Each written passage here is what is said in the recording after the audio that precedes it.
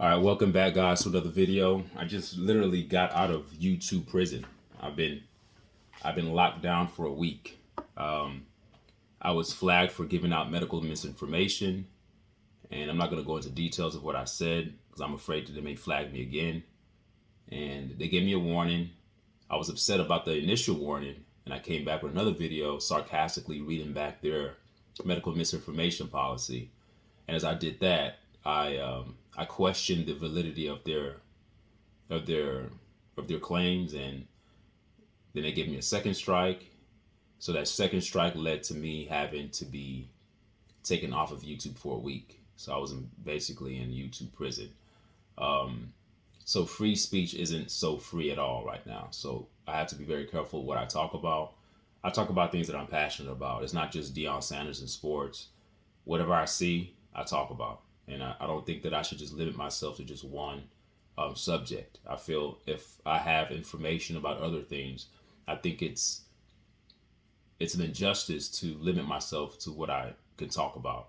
And I'm not just talking for clicks. If that's the case, I'll just continue to talk about Coach Prime in Colorado all the time.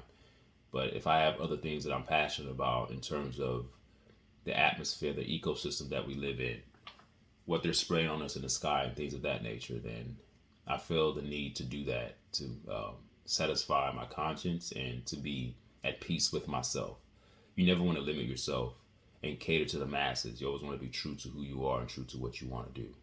So with that being said, I'm happy to be back on. It was a long wait, and here we go. So this news today is going to be about Colorado recruiting tracker. I'm just going to give you guys, I know you guys have been keeping up, but I'm going to read an article from SN Sports News. It's an article written by Dan Tracy. It was written about 1 week ago. And it's what the article is doing is just putting everything in perspective about what's been going on with Colorado and the recruiting journey for Coach Prime in his second year.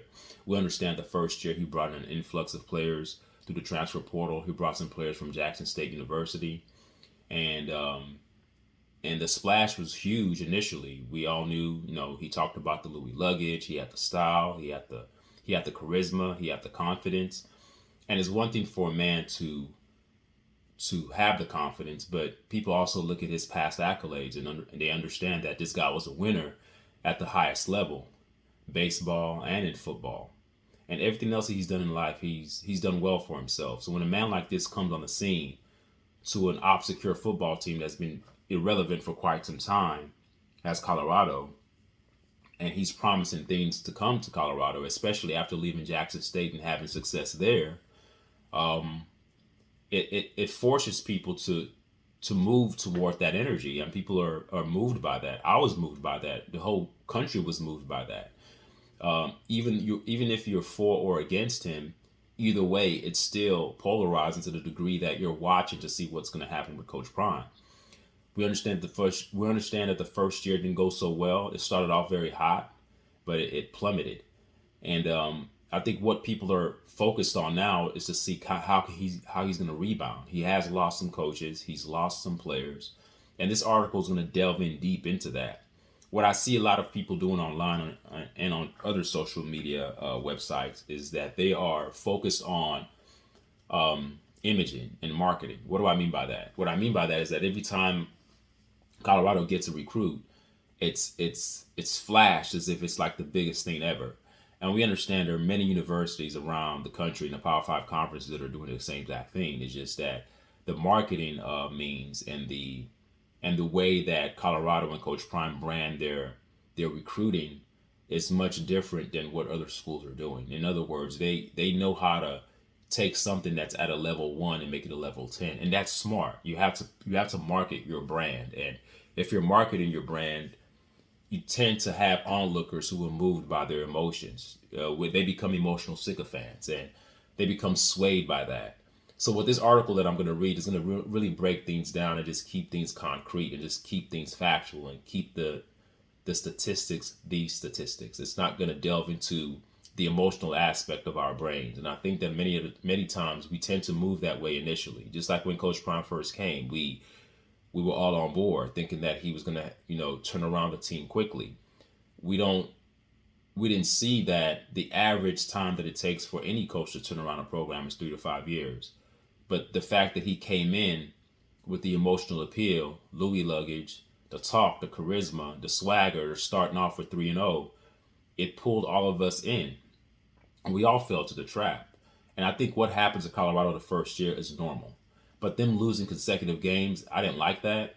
But to just think that he was going to come and they were going to go like 9 and, I don't know, like 10-4 or whatever. How many games did they play in a full season? Would they play?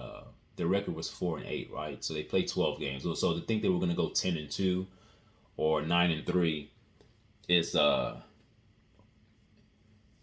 it's a bit too much to think that a man's going to turn around a team that much. But when you had a huge overhaul and you're promoting that you've brought in Louis luggage, you're pretty much telling the populace and the masses that I have a brand of football and I have a brand of football personnel and coaches that are going to win now. There was no humility set in by Coach Prime when he initially came in. He didn't come in humbly saying it's going to take some time, but we're going to work hard. He put out the message out there into the atmosphere saying that, hey, we're going to do it now. And then when they started to win, especially when they started off very quickly with the 3-0 start, you heard the press conferences, do you believe now and all that stuff. And I think that's all emotion. And I think as a 56-year-old man, he should have known better than that. He should have still been humiliated and humbled. When I say humiliated, I don't mean in a negative way, because I know a lot of the times we take the term humiliation as a negative thing. But I think that you got to come in understanding that Power 5 conference football is not Jackson State HBCU football. And yes, you're starting off 3-0, but the more you win, the bigger the target's on your back. So you're gonna get the team's best effort every day. Every time you play on the field, the team that you play is going to be bringing their best to beat you, because number one, all the notoriety and all the cameras are on you, Coach Prime, and Colorado's getting all the recognition. So if a team wants to be known, the best way for them to actually climb the ladder of recognition or climb the ladder of some type of success is to beat the team that's getting all the attention. Then they get the attention for beating the team that got all the attention. So that's the way it works. So let me get into this article. I did take some notes after I read it to make sure that I don't skip out on any points. This is a sporting news article. It's titled Colorado Recruiting Tracker. It says, who are the biggest 2024 prospects joining Deion Sanders in Boulder? Okay. So I want to keep things in perspective. And when I say certain things, because I'm very objective and logical, when I say certain things, people tend to say, I don't know what I'm talking about, or I'm hating and I'm doing things for clicks. No, I'm really trying to improve from what I did before. I've had certain people who've made some comments about me being more balanced and me looking at the whole perspective. And I'm going to do that. I'm going to make a really, really concentrated effort to actually move in that direction. And I don't want to be so emotional when I do these videos. And I think I'm doing a decent job at that. I think initially I was, but now I'm starting to just break down the data and talk about what the stats say and move off that premise, not what I feel and what I think. Now, oftentimes, I'm not often, but every now and then I will interject my own opinion in terms of my own worldview and my own perspectives of how I think things are going to turn out. But however, I'm not going to predicate the entire message based on speculation and perspectives. I'm going to just read facts and just dissect the facts that are given to me and move off of that to try to make some type of educated assertion of what I think is going to happen in the future. Okay, so again, the title of the article is called Colorado Recruiting Tracker, who are the biggest 2024 prospects joining Deion Sanders in Boulder. Okay, it says Deion Sanders turned Colorado into a college football hub in his first season with the Buffaloes, but it hasn't all been smooth sailing. Colorado lost 7 of his last 8 games, and the program has struggled to hold on to a few recruits from the upcoming 2024 class. Now, that first paragraph that I just read actually affirms the messages that I've been given before. Remember, I kept talking about how I project that next season will be worse than this season. And it's not even about the record. And I think sometimes statistics can also be misleading. Everything has to be taken in context. The fast start by Colorado, to me, was fool's gold. It actually worked against Colorado because the expectations became even much higher than the expectations that Prime even put on his team. Because when he came in saying we want to win now, then actually when his words matched the actions of the team actually winning their first 3 games out the gate in exciting and entertaining fashion, then it made us think that, oh, this team can do it. But then when they started to lose, those polar emotional pendulum swings occurred. You had people who were all in, then people who started to get upset and start to be critical. And I think I fall into that category. I was all in, but when I start to see the steep plummet with the consecutive losses, then I start to question the things that Prime and the Colorado Buffaloes were doing. I start to question their offensive philosophy in terms of why are you being so pass heavy? Because that's what happens when you lose. It happens on teams. You start to ask questions. What are we doing wrong? What can we do different to actually put a better product out there on the field? But the woes and the flaws were glaringly obvious. You can actually see it. There was no, you watch the games. People can predict what Colorado was going to do. Pass, pass, pass. A pass-heavy offense is too predictable. You have to establish a semblance of a running game to actually be successful. So, and I think that the success early was a detriment to Colorado. I think if they started off maybe like 1-2 and were taking it baby steps, seeing how they're improving incrementally with each game. But when they came out 3-0, it was like the whole world was shut down. It's like, oh, Colorado, this is it. This is the it team. And then to have all eyes on you and you lose 7 out of your 8 games, that's embarrassing. But that in and of itself wasn't a means to humble Prime. He's never going to be humbled. And you can see the press conferences. He's talking about getting more players. You know where to find me. But according to this article, as you see, I'm going to continue to read. We're going to see that the recruiting for Colorado is not going to be good because it's said in the first paragraph he struggled to hold on to a few recruits from the upcoming 2024 class. This is on top of losing some players. Okay, so let me continue to read on. While the early signing period may not be a make or break moment for Sanders, considering he utilizes the transfer portal so frequently, the day is an opportunity for Coach Prime to reinfuse the Buffaloes with young talent and prove he can build something sustainable in Boulder. And that's a very questionable statement, to build something. The question you have to ask yourself, is Prime a person that's patient enough to sit and try to build? Remember, turning around programs takes 3 to 5 years. From Nick Saban's to the Jim Harbaugh's to the major programs, when coaches came over, of course, the Ohio State coach, Ohio State was always good. They didn't need a turnaround. But if you look at the history of college football, when a team has been subpar or below average for so many years, when a new coach is brought in to overhaul or make a change to reverse the trajectory of the football team, it usually takes 3 to 5 years to actually solidify the program, to have it running like a well-oiled machine. If you come in winning off the bat, it's very misleading because, number one, most of the times when these coaches are coming in, they're not coming in with their own recruits. They're coming in and they are adopting the players that the previous coaching regime had. Well, with Coach Prime's case, he had a leg up. He had a leg up on that. He came in bringing his own players and dismissed many of the other players, or let me not say dismissed. He influenced the other players to move elsewhere because he was bringing in his Louis luggage, right? So you can look at Coach Prime's first year like it was his second year. He actually sped up the process of the change or the overhaul of the program. But which is why I think everything is just chaotic in terms of its sequential steps, in terms of the sequences that you need to take in order to be successful. He's not taking baby steps. He took a huge leap. Now he's going to be forced to go back to square one. That's why if you look back on my previous videos, I did mention that his second year would really be like his first year. Because his first year, he came in very peculiar and unorthodox. He came in very strange because no coach gets on national television and announces their inaugural, entrance into the program and then telling the current players that you're going to be gone. I'm going to win. I'm bringing my players and we're going to do this. We're going to do that. And those are things that can be done, but most of the times those things are done behind closed doors. You don't have a bunch of cameras, filming the footage of how you are addressing your team, which is to me was another flaw by Coach Prime, because now you're letting people inside your house. You never air out the internal components of your home. You don't air out your dirty laundry. You keep those things inside. And so that's the first flaw that I saw that coach, in hindsight. Of course, when he first did it, it was entertaining. I'm like, wow, this guy has swag. He's bringing his Louis luggage.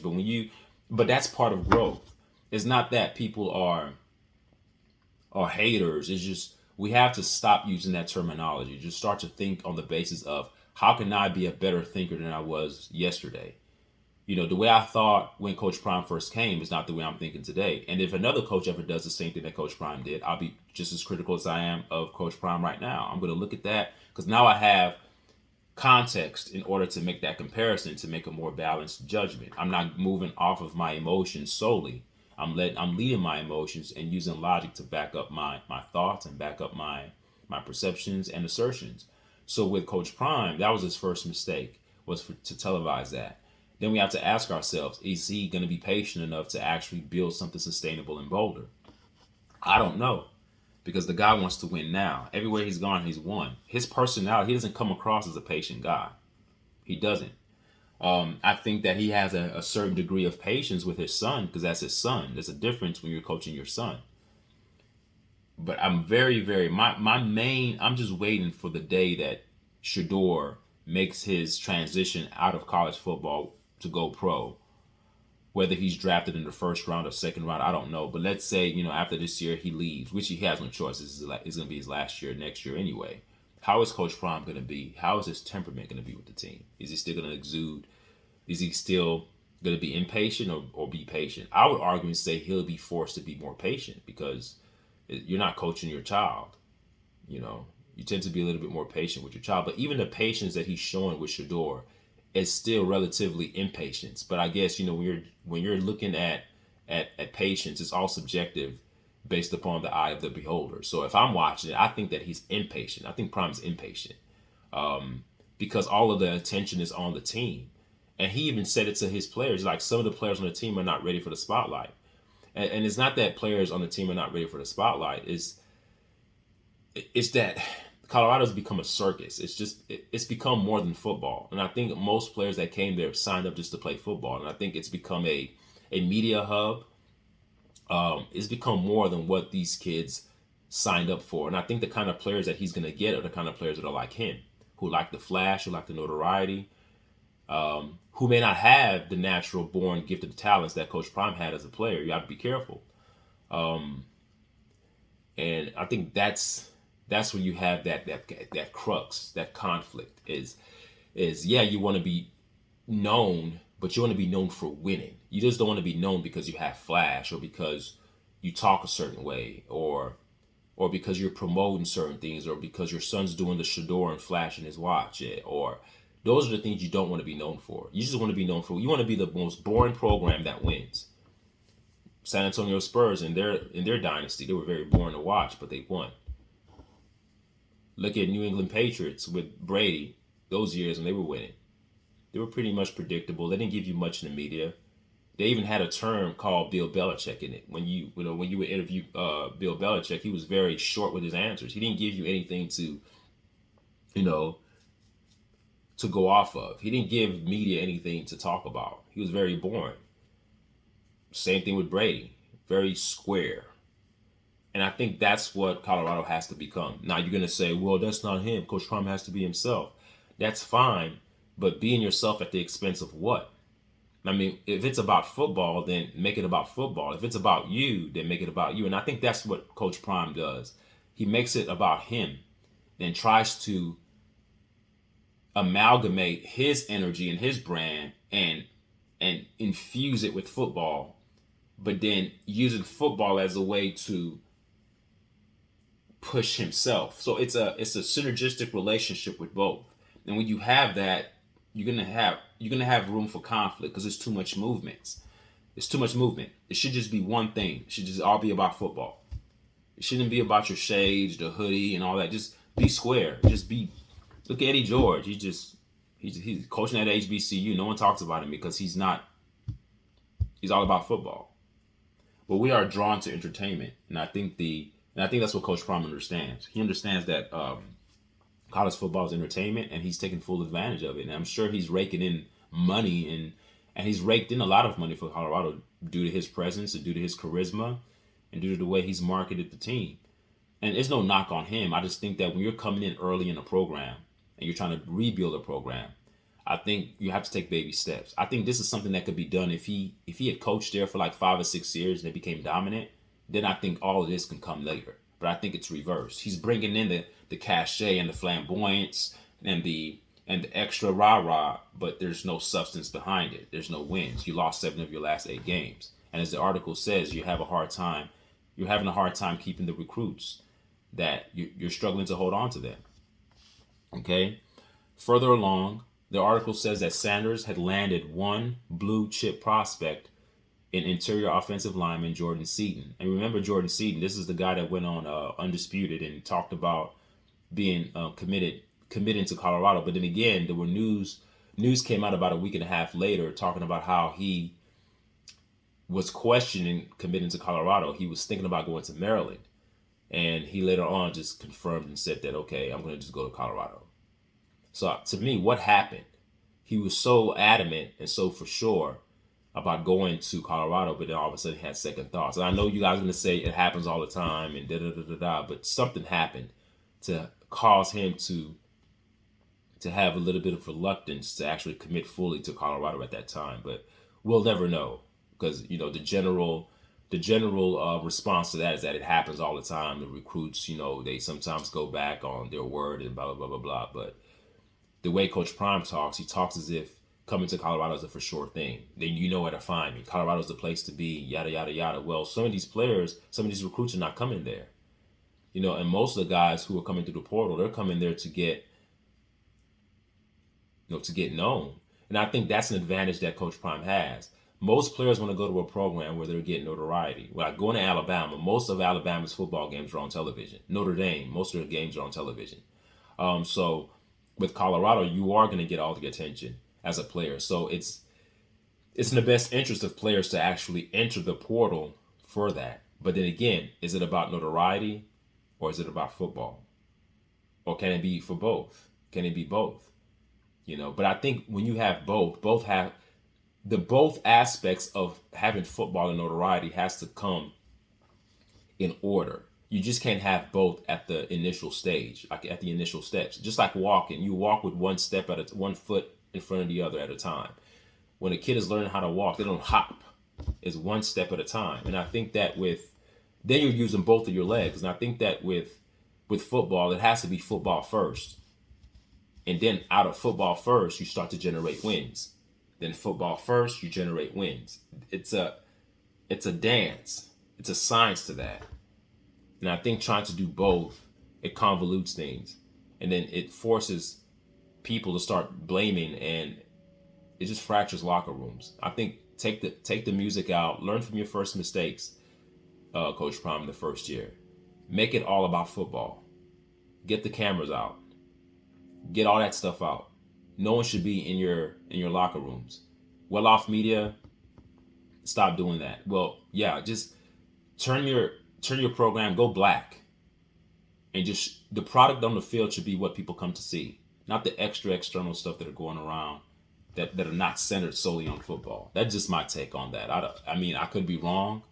But then again, Coach Prime is about branding. He's not going to stop all that. That's part of the package when you get Coach Prime. Like I said, I think I even did a video. They have a course in Colorado that's being influenced by Coach Prime's media team, because there's the people who kept up with the team. They are fascinated at how much attention the team got through their means of marketing and through their means of using social media to their advantage. So they're thinking they're gonna have a course called Prime something. I did a video on that. If you look back at my channel, you should see it. Reading along. So Jordan Seaton, he does decide to commit. Initially, he was thinking about going to Maryland, but he finally committed to going to Colorado. And this Jordan Seaton guy, he ranks as one of the best offensive line prospects in the class of 2024. Fixing what was a porous Colorado offensive line will take time. Again, it will take time. This is not me saying this. This is an article saying this. Everybody knows this. That's what sometimes makes me question the football acumen of Coach Prime. Well, we're going to just replace him. When he talked about replacing his linemen, I'm like, even if you replace your linemen, it still takes time to develop the line. And part of developing the line is a psychological aspect that goes with developing your line. Your line is not about just, getting in the gym or getting in the weight room and, lifting weights and getting stronger and working on your technique. That's very important as well. To me, that's only 50% of it. I think a lot of the times, I'll give you an example. The coach for Miami Dolphins, he does a very good job of taking what he has, taking his personnel, and devising schemes to match his personnel. What good coaches do, they look at what they have. They look at the strengths and they look at the weaknesses of their team. And what they do, they build around their strengths to minimize the weaknesses. I think what Colorado did was the inverse. They did the reverse. What they did, to me, I've always told you guys this, I know for a fact that those blockers, those offensive linemen for Colorado were better run blockers than they were pass blockers. This is where the psychological component comes in to actually boost the confidence of players, because at the Power 5 conference level, there's a, the degree in talent, of course, when you compare the top tier teams and the lower tier teams, okay, of course, we know that there's a drastic drop off in talent. When you look at the Ohio States and the Alabamas and the Michigans and those teams that have, even the Georgias, those teams that have good, strong men in the middle, the trenches, that's what we like to call it, the trenches. We know that there's a huge precipitous drop off from them to the teams that struggle. But even with that being said, you have to build on what you have. If you ran the ball more with Colorado, with their offensive linemen, and they start to see the success of the run, it makes them a better pass blockers. You say, why am I saying that? I'm saying that because of this. 2 reasons.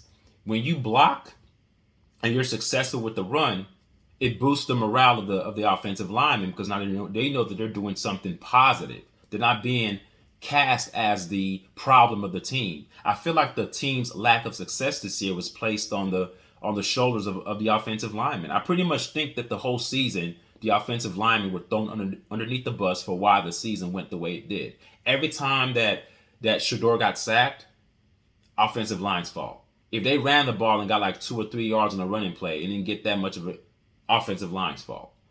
So if the offensive line was allowed to actually accentuate and build off of their strengths, which is the running game, it would, number 1, boost their morale. Number 2, this is the second part that I want you guys to understand. If they are blocking well and they feel good about that, the defense also now it's unbalanced. They can't just commit to stopping the pass or the run. They don't know. So when you keep the defense off balance, it actually allows the offensive linemen to block better, because the offensive linemen, they just can't pin their ears back and go straight for the quarterback, knowing that Colorado is going to pass the ball most of the time, which is what happened this year. Because if you do that, you don't have any gap responsibilities. And when you lack gap responsibility and you just rush in to try to get the quarterback, you leave holes open for those running backs. So because you're running the ball effectively, all right, it allows your offensive line, it buys your offensive lineman time, because the defensive linemen, they don't know what you're going to do. They have to play honest. They have to actually respect the offensive schemes and the offensive philosophy of your team, which allows your offensive lineman a better opportunity to actually keep Shedeur upright, rather than having teams know that you're going to pass 99.9% of the time just to pin their ears back and go straight for the quarterback. It puts a lot of pressure on the offensive lineman to hold men back. And we already know that the drop-off in talent was huge compared to the offensive line of Colorado compared to the other Power 5 conference teams that were good. So if you already know your offensive line is not that strong in pass blocking, why would you continue to pass the ball as much as you did? So that, to me, was a breakdown of coaching philosophy. And I think that falls on the shoulder of Coach Prime, because he's the head coach. It's not the offensive coordinator's fault. It's nobody else's fault but the head coach's fault. He's supposed to be the one to see that. But again, because the success of his son is at the forefront of everything that he's trying to do, is going to cloud his judgment. So the easiest thing for Coach Prime to do at the time was just to throw the entire offensive line under the bus. So this article is actually affirming what I said before. It takes time to build an offensive line. Even if you have the talent, it takes time to build them. It takes time to build it. It's not even about one person. It's about the whole offensive line working together as a unit. They need to play together for a considerable amount of time. The more snaps they get, build their morale, weight training, strength training, technique, devising schemes that actually, helps or moves toward what they're good at, not predicating your offense on their weaknesses. It's sort of like getting a running quarterback who's not a good passer, but you commit to throw the ball 50 times a game with a running quarterback. That's what this reminds me of. And when we're talking about the offensive line, because we're always, most of the times we're just predicating our judgments on looking at the skill positions. We look at the receivers, we look at the running backs, and we look at the quarterback. But that same philosophy of playing to your strengths it follows the offensive line and the defensive line as well. You don't change up because, I have a great quarterback, so I'm going to force my offensive line to be great pass blockers. That's not the way it works. If you have a great quarterback and you know that your offensive line struggles with pass blocking, then you have to actually understand that, okay, they are better run blockers. Let me establish the run first to give my offensive line a little bit of breathing room to allow my son to have extra time to throw the ball, because now the defense has to play honest. They have to actually have lane and gap responsibilities. They just can't tee off at my son to knock him out of the game. So those things matter. And that's why I think that Coach Prime this year was playing checkers while other coaches were playing chess. And it showed. It showed. The Stanford game, when they blew that big lead, you're up by 29 points and you're still passing the damn ball. What are you doing? I think he wanted Shedeur to have like 700 passing yards that game to make sure his name was put into the Heisman talks. I don't know. That's just my take. I think he was really trying to do that because there's no reason to keep throwing the ball and you're up by that much. The clock is your friend at that time. Okay, now Colorado offensive line, it will take time. Reading on in the article, and it says no true freshman is expected to come in and make that kind of an impact from day one if he is to finalize the deal with the Buffs.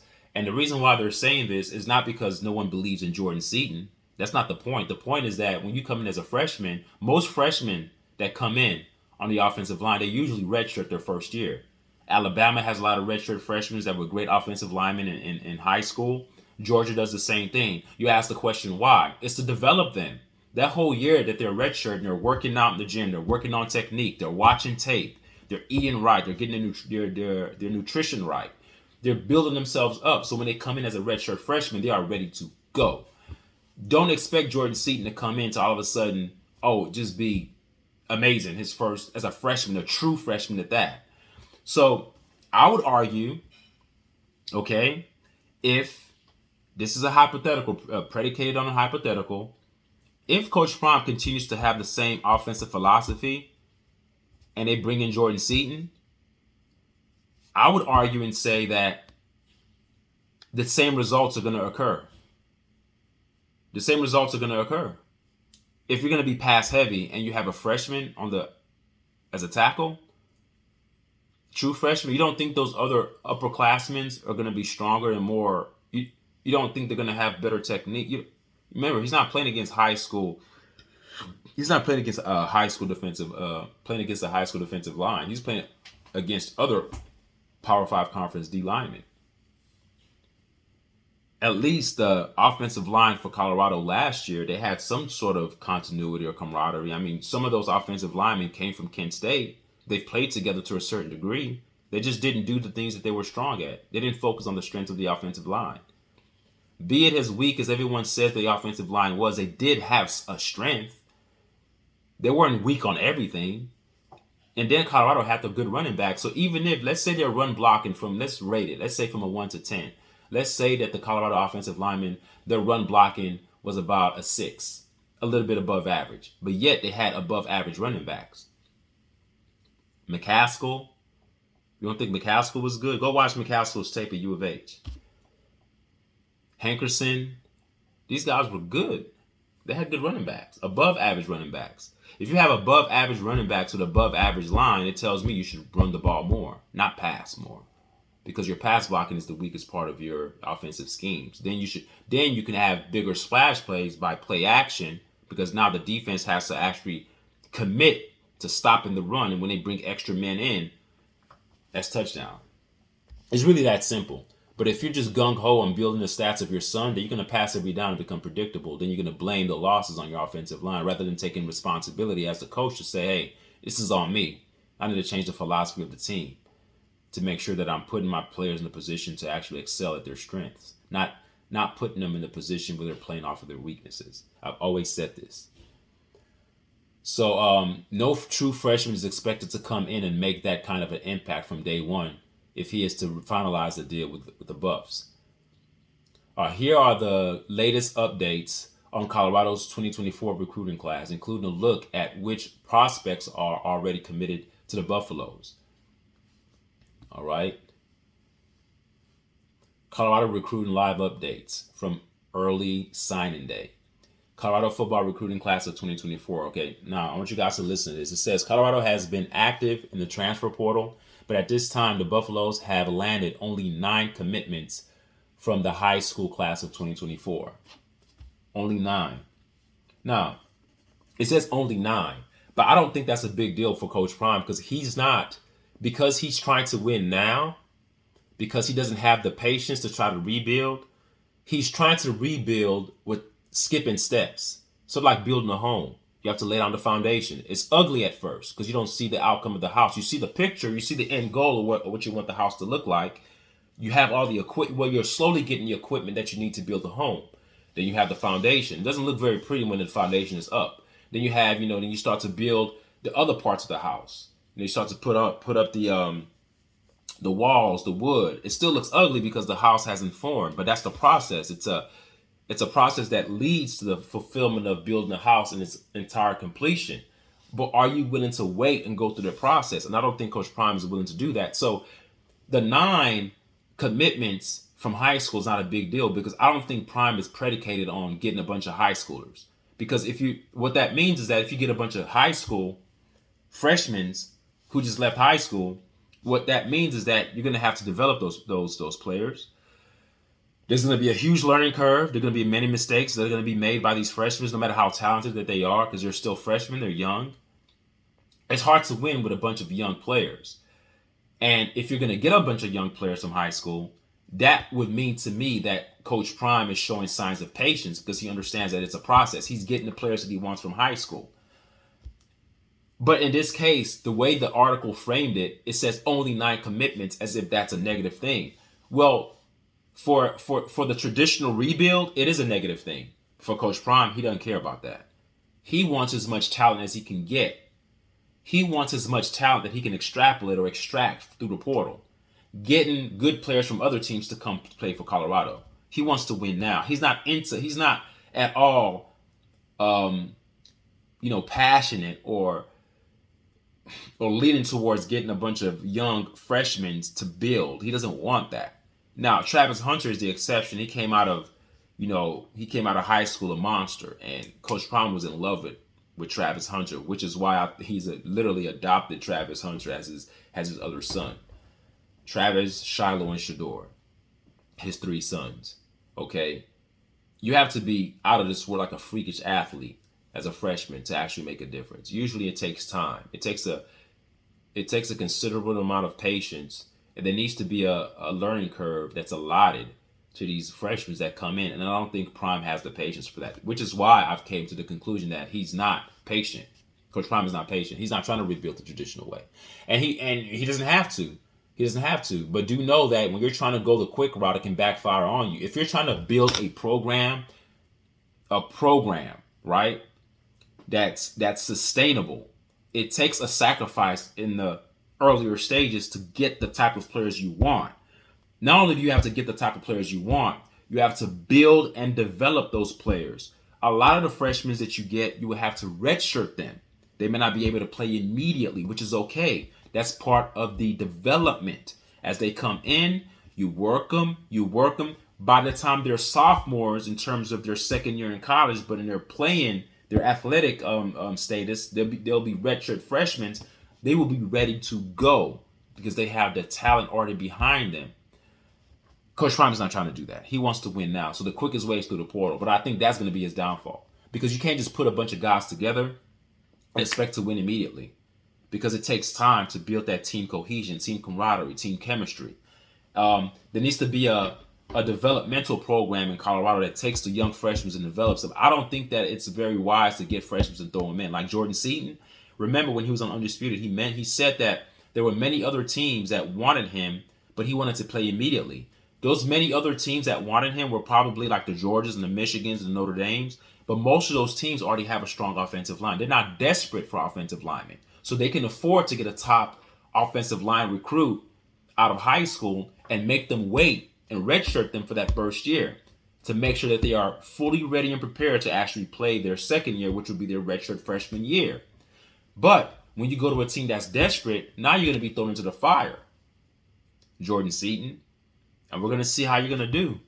It can either make or break you. Because when you're thrown in too early and you lack success at the early stages of your college career, it can actually do something to your psyche. It can be demoralizing to your psyche, to be honest with you, because we understand that 50% of the game is physical. The other 50% is psychological and mental.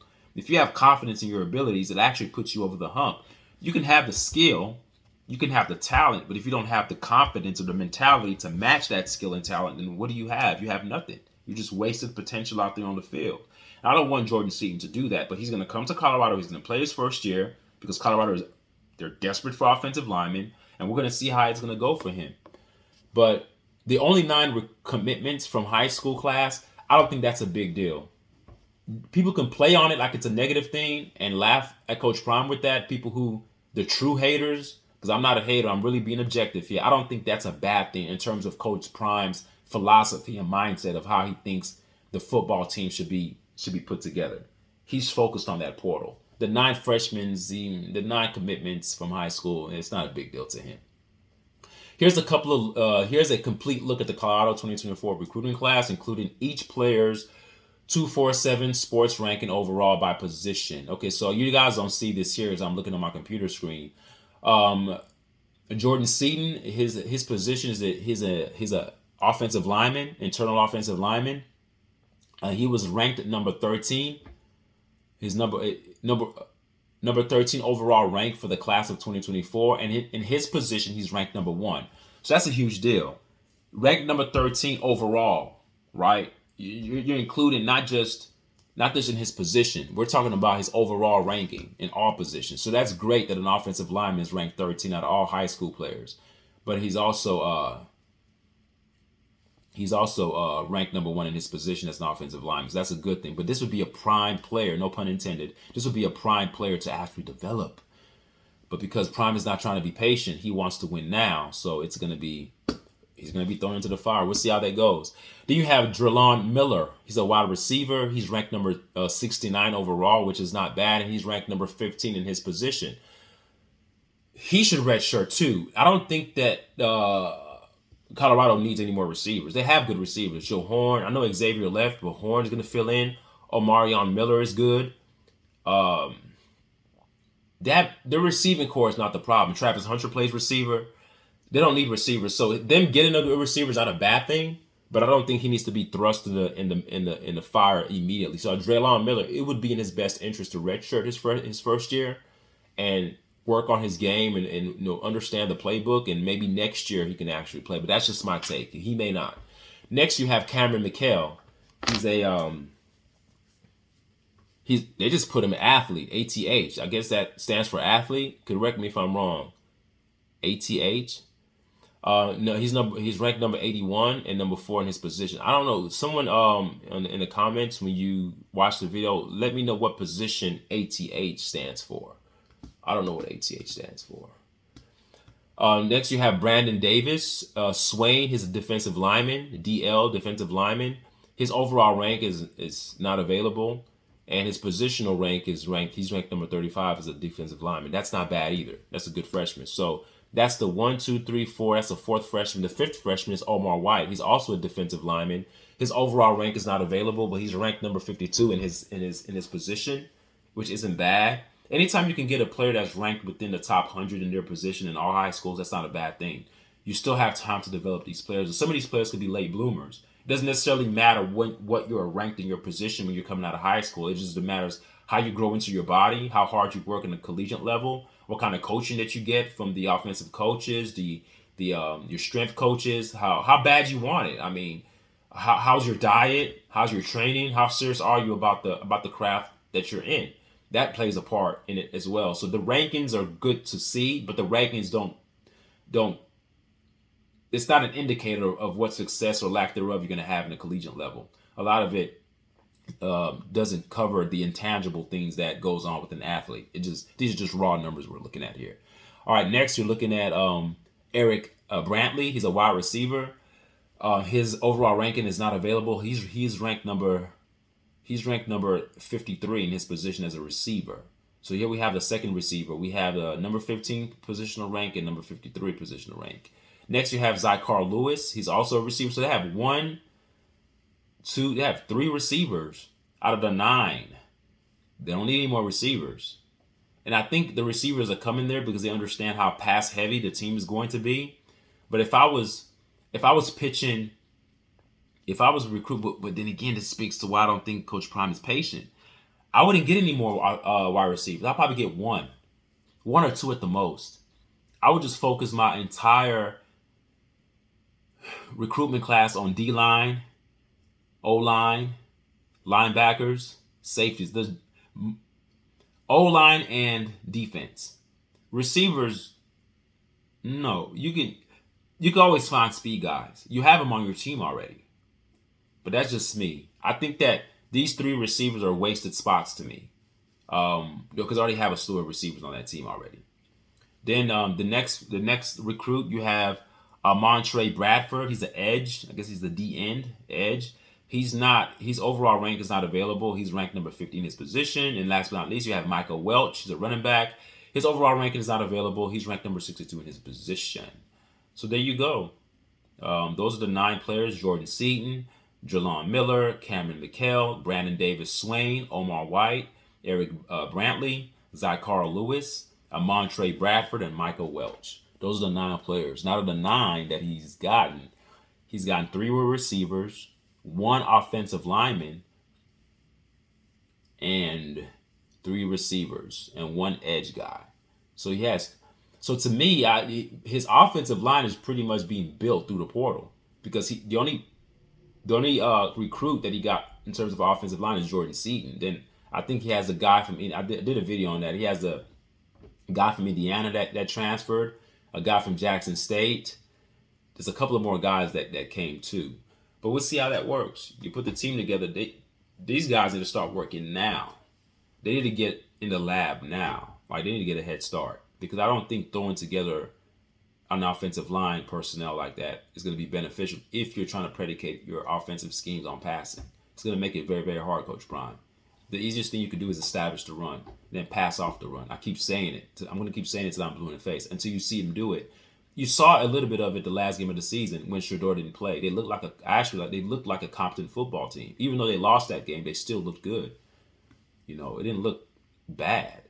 So where does Colorado 2024 recruiting class rank? Let's see where they rank. The 24/7 Sports Composite currently ranks Colorado's 2024 recruiting class as number 91 in the nation.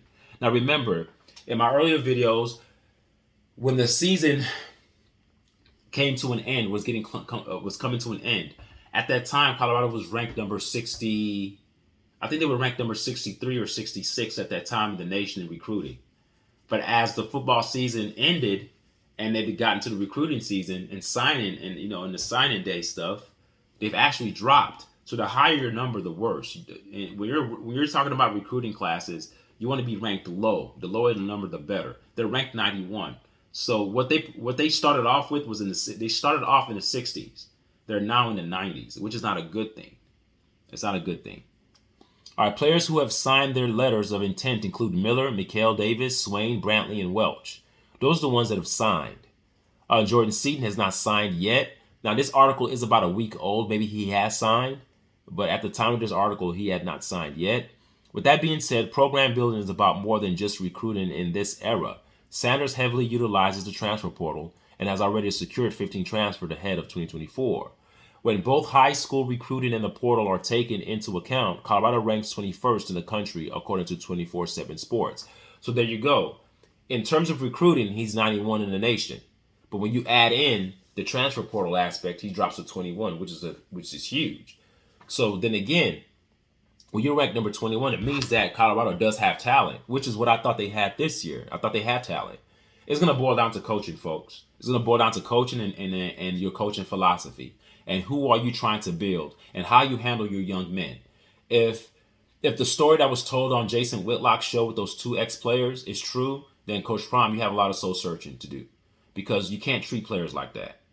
You got to make yourself open. You have to be accessible to these young men. These young men looked up to you and you treated them like garbage, according to what they say allegedly. Now, they could be lying, but according to what they said, which I'm likely to believe, I believe that. I don't think those kids are going to just get on national TV just to make up those stories. Sounded real to me. It sounded like something that Coach Prime would do.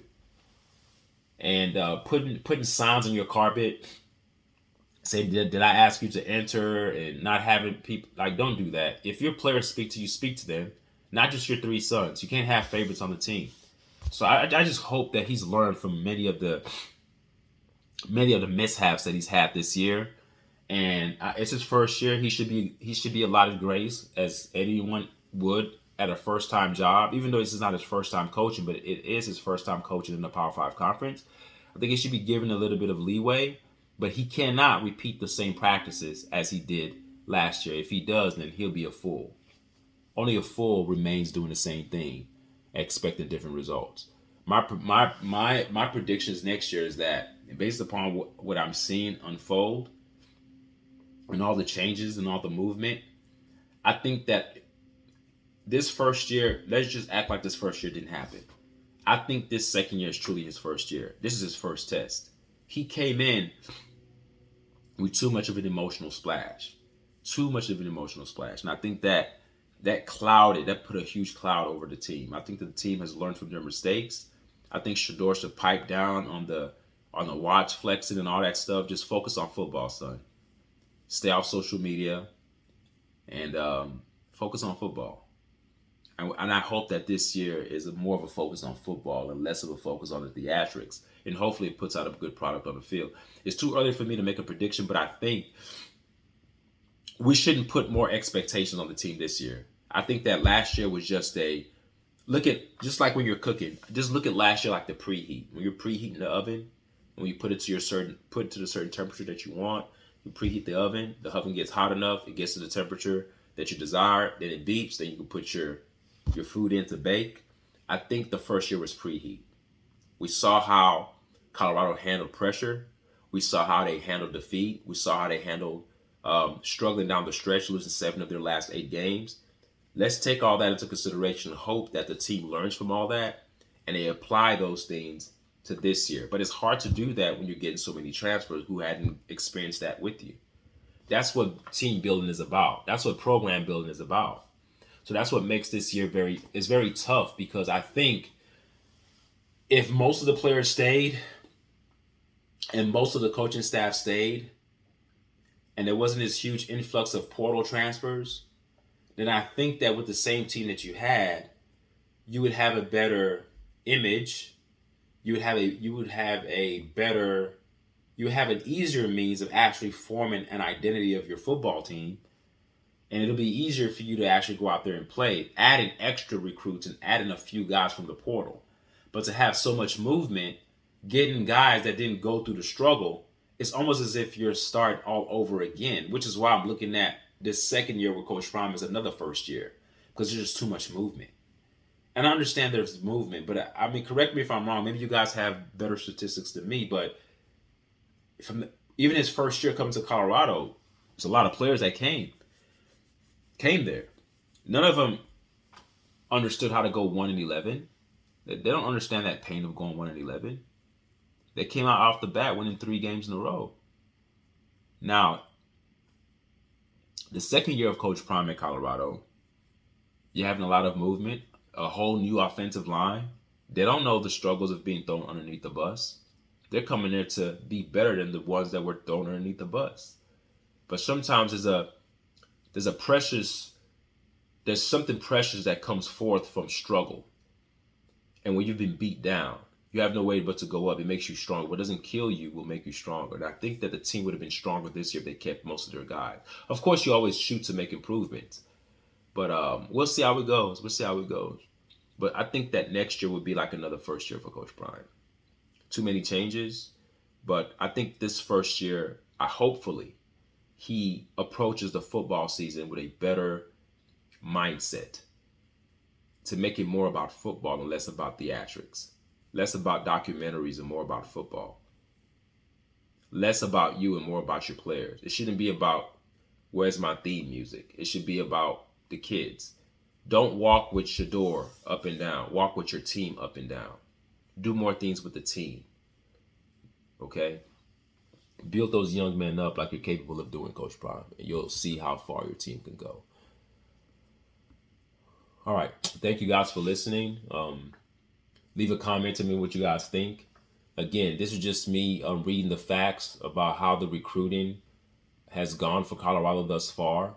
Again, they're ranked number 91 overall in terms of the recruitment from high school. But if you factor in the portal, they are at 21. So it means that this team does have talent. They have talent. They have talent. After the second year is about keeping this talent and developing this talent and then adding more talent to this talent. This is how a program is built. Don't run guys off. Keep them and build them. Believe who you recruited and go from there.